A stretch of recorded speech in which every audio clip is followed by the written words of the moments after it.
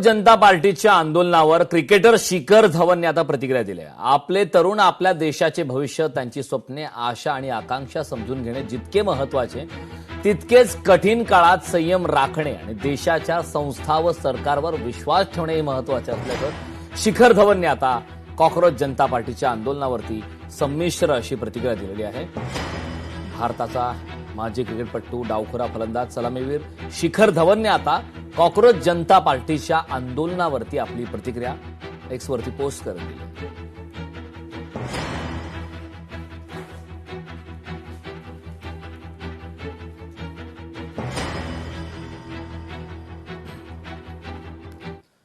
मुंबई महापालिका प्रशासनाचा आणखीन एक नवा फतवा समोर आलाय। राणीबागेतील मॉर्निंग वॉक बंद करण्याचा निर्णय घेण्यात आलाय। वर्षानुवर्षे सुरू असलेला मॉर्निंग वॉक बंद केल्याने स्थानिकांमध्ये रोष व्यक्त करण्यात येतोय। महापौर निवासस्थानामुळे सुरुवातीला एक प्रवेशद्वार बंद करण्यात आले, तर आता थेट मॉर्निंग वॉक पास वितरण आणि नूतनीकरण सुद्धा बंद करण्याचा निर्णय घेण्यात आला आहे।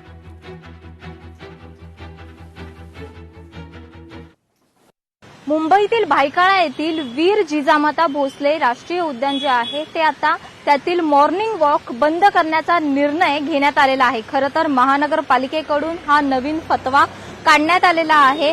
भायखळ्यामधल्या राणीच्या बागेमध्ये बरेच जण सकाळच्या वेळेस मॉर्निंग वॉकसाठी येत असतात, त्यामध्ये वयोवृद्धांचा मोठ्या प्रमाणावर समावेश असतो, परंतु याच मॉर्निंग वॉक संदर्भातला हा फतवा जो आहे तो महानगरपालिकेकडून काढण्यात आलेला आहे। खरं तर महापौर निवासस्थानामुळे सुरुवातीला एक प्रवेशद्वार बंद देखील करण्यात आलेलं होतं।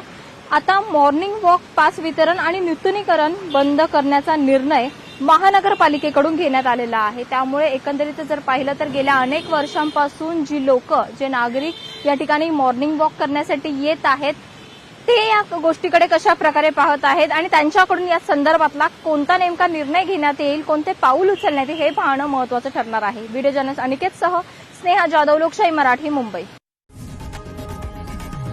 लोकशाही मराठी ऐका, पहा, जागरूक रहा।